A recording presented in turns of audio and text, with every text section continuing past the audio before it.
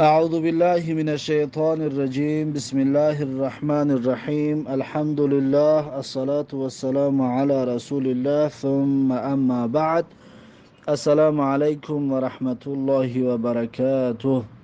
امام نووی رحمه الله در کتاب ریاض الصالحین میگوید باب الاستئذان و آدابه، یعنی که باب در مسئله طلب اجازت پرسیدن، که یک انسان وقتی یک جا می درآید باید طلب اجازت بپرسد، یعنی که اول درخواست کند که اجازت هست یا نیست. و آدابه، و آداب درخواست کردن، اگر درخواست چطور طلب بکند یا چند بار طلب بکند یا چیکار بکند، در همین باره امام نووی رحمه الله برامون چند دلایل را تقدیم میکند.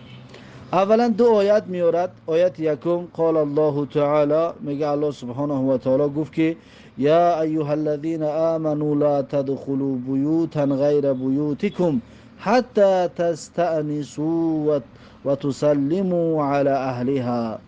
سوره نور آیت 27 میگه که ای آن کسانی که ایمان آوردید داخل نشوید در خانه های را، در اگان خانه داخل نشوید غیر بیوتکم، مگر با خانه های خودتان، حتی تستأنسوا، تا اینکه اجازت پرسید. یعنی که انسان وقتی در خانه خودش میدراید اجازت پرسیدن شرط نیست، فقط سلام میتید و فقط آگاه میکند خانه بدگی را و خلاص.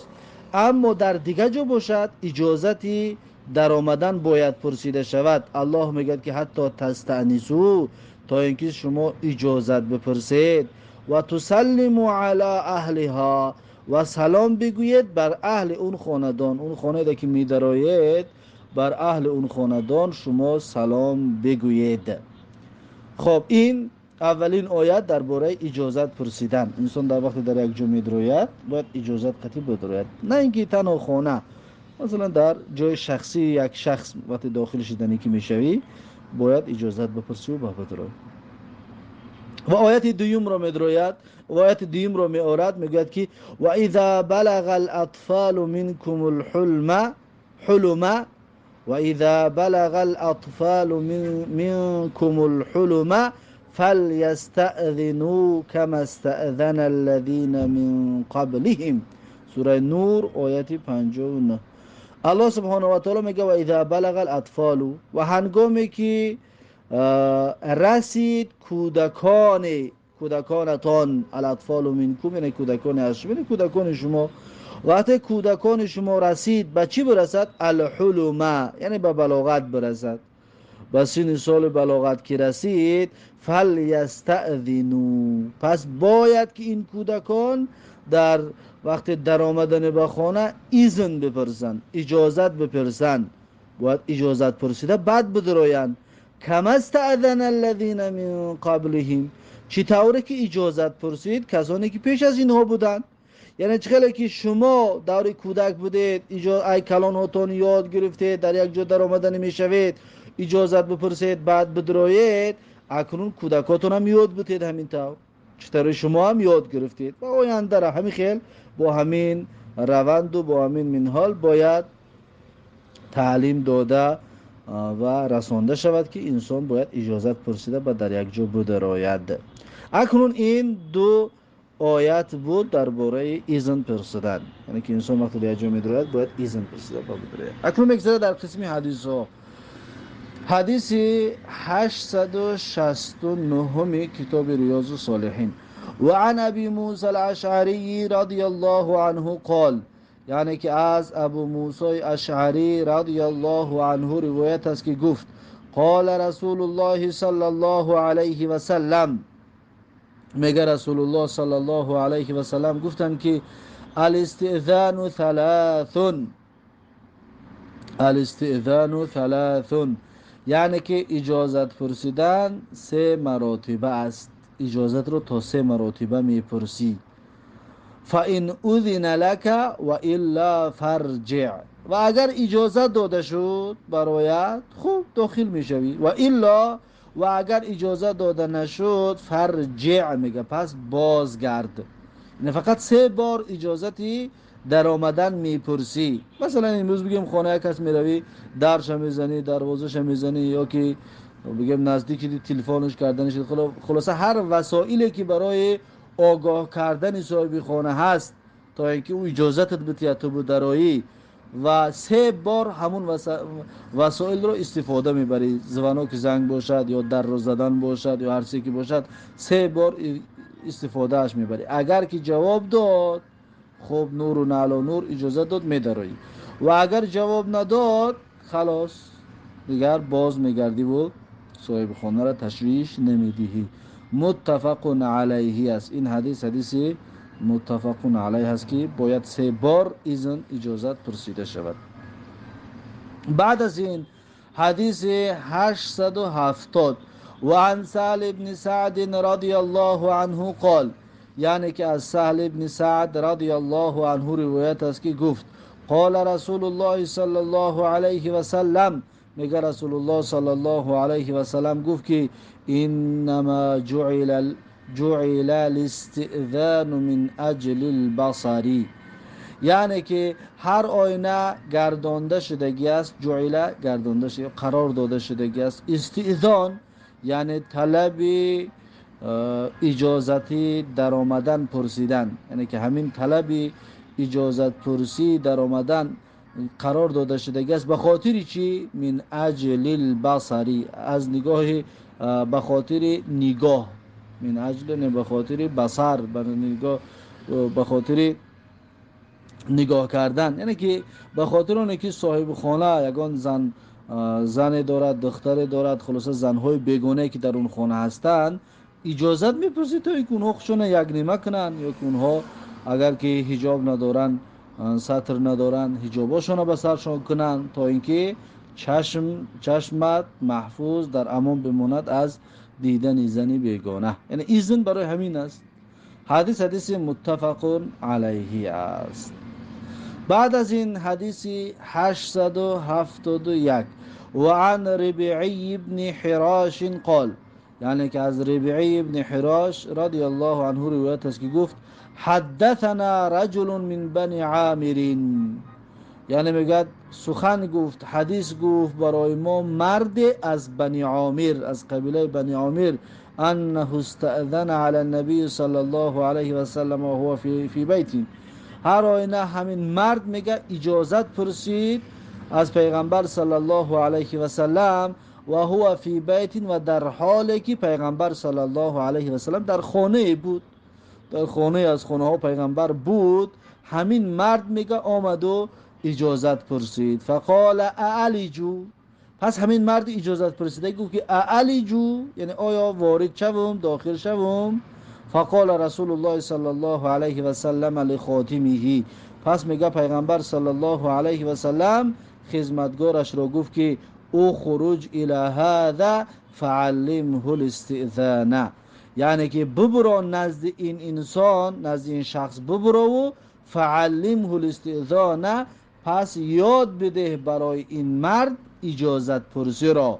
یعنی اجازت پرسی باید چی طریق باشد، باید چی طور ما اجازت بپرسیم و چی بگوییم و چی کلمات را استفاده ببریم، همین را گفت ببرو برای این مرد یاد بده. فقل له، پس پیغمبر گفت برای این مرد چی بگو؟ خدمتگارش گفت که برای این مرد رو بگو که قل السلام علیکم ادخلوا، بگو که السلام علیکم آیا بدرم. این اول سلام بده. این اجازت پرسی همین است که اول اجازت به سلام میدی و بعد اجازت داخل شدن، در آمدن پرسیده می شود. فسمعه الرجل فقال، پس میگه وقتی که پیغمبر این خدمتگارش رو این گپورا که میگفت، اون مردی در پیش در بوده شنید این گپورا، پس میگه اون مرد گفت که السلام علیکم ادخلوا، پس اون مرد میگه گفت که السلام علیکم آیا بدرم؟ فاذن له النبی صلی الله علیه و سلم فدخل، پس میگه اجازتش داد پیغمبر صلی الله علیه و سلم، پس میگه این مرد داخل شد، پس این مرد میگه در آمد. رواه ابو داود به اسناد صحیح، این حدیث را ابو داود با اسناد صحیح روایت کرده است.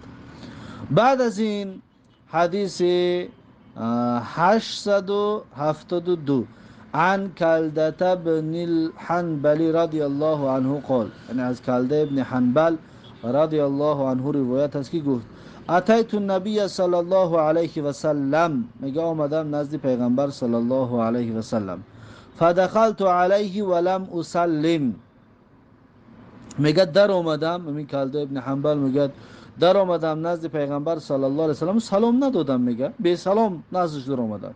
فقال النبی صلی الله علیه و سلم، پس میگه پیغمبر صلی الله علیه و سلم گفت که ارجع فقل السلام علیکم ادخلوا، گفت برگرد پس بگو که السلام علیکم ادخلوا، آیا بدرم، یعنی یادش داد که چطور اجازت در آمدن بپرس.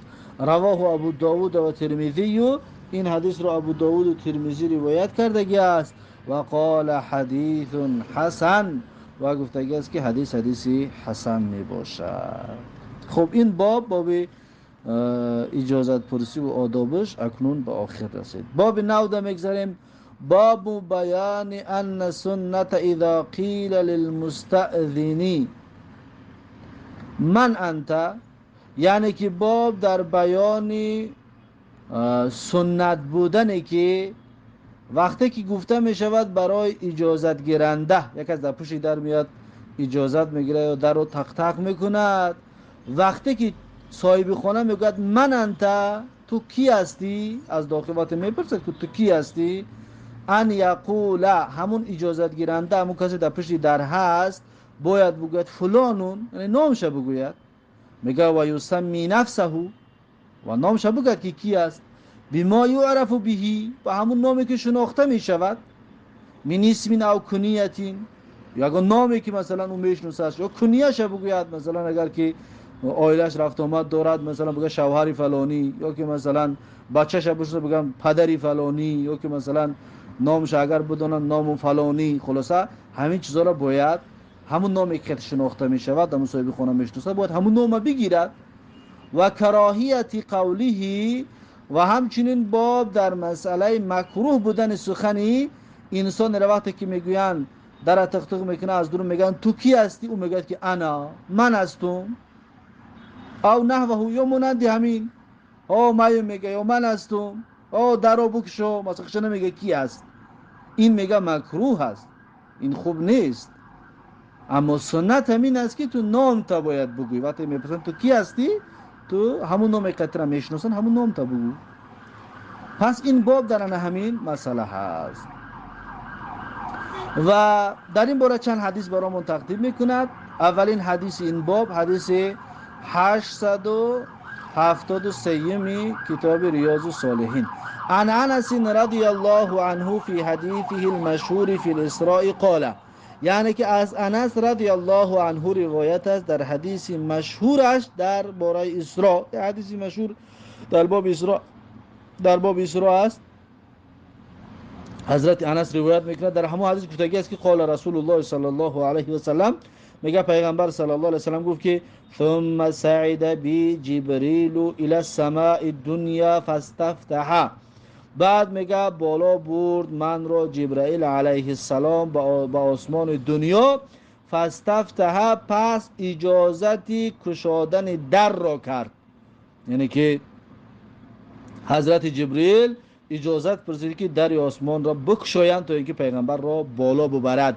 فقیل، پس میگه گفته شد من هذا، یعنی کی هستی تو، من هذا یعنی کی هستی، یعنی پرسیدن اسمی کی هستی تو، قال جبریل، پس حضرت جبریل میگه جواب داد که جبریل هستم، ببین نگفت که من هستم بلکه گفت جبریل هستم. قیل و من معک، با میگه از درو پرسیدن که کی است همراهی تو، قال محمدون، میگه گفت محمد صلی الله علیه و سلم است. ثم صعد الى السماء الثانية والثالثة والرابعة وسائرهن، بعد میگه بالا رفت به آسمان دوم و سیوم و چهارم و باقی مانده آسمان ها، و یقال فی باب کل سماء، پس میگه گفته میشد در نزد در هر یکی از آسمان که من هذا، یعنی کی هستی تو، فیقول جبریل، پس حضرت جبریل میگه جواب میداد که جبریل هستم، یعنی که نامش میگرفت که فلان کس هستم. حدیث متفقون علیه است. پس از این ما این حکم رو میگیریم که وقتی که انسان میپرسد در پیش درش تق تق میگه کی هستی، باید بگو که من فلانی هستم. خب اگر بپرسد، اما امروز اون چشمکای در که هستن نگاه میکنن میبیند کی است، میخواد هوی میکند، نمیخواد هوی نمیکند. اگر که رفت پرسید از داخل میگیم فلانی هستم، اما اگر که تق تق کردیم نپرسیده در هوی کرد، این اختیاری خودش است. خب بعد از این حدیث 874 و عن ابی ذر رضی الله عنه قال، یعنی از ابو ذر رضی الله عنه روایت است که گفت خرجت لیلة من اللیالی، یعنی میگوید برآمدم شب از شبها، فاذا رسول الله صلی الله علیه و سلم یمشی وحده، پس ناگهان میگه دیدم پیغمبر صلی الله علیه و سلم رو که راه روی میکرد تنهایی، در راه میگه خودش تنها میرفت. فجعلت امشی فی ظل القمری، پس میگه شروع کردم راه رفتن رو در سایگی های ماهتاب، یعنی که با تاریکی تو که پیغمبر میگه نبینم، یعنی پیغمبر میگه در شب ماهتابین با جای روشنی میرفت، میگه من از پشتش میگه در جایهای سایه های ماهتاب قدیم جای تاریکی قدیم میرفتم توی که مرا پیغمبر نبیند. فالتفت فرعانی، پس نگاه کرد میگه پیغمبر صلی الله علیه و سلم، پس من رو دید، یعنی دید که در جای تاریکی کسی هست، اما شناخته نمیشه، اما میبینیش که کسی هست، میگم یا جسمی در جای تاریکی در جای سایگی هست. فقال من هذا، میگه گفت که کی هستی، یعنی کی هستی تو یا که کی هستین، خلاصه پرسان شد که کی هستی، فقلت ابو ذر، پس میگه من جواب دادم که ابو ذر هستم، یعنی نام ما گرفتم که من ابو ذر هستم. اینم همچنین دلیل برای وقتی پرسیده میشه تو کی هستی باید نامت گرفته شود. حدیث متفق علیه است.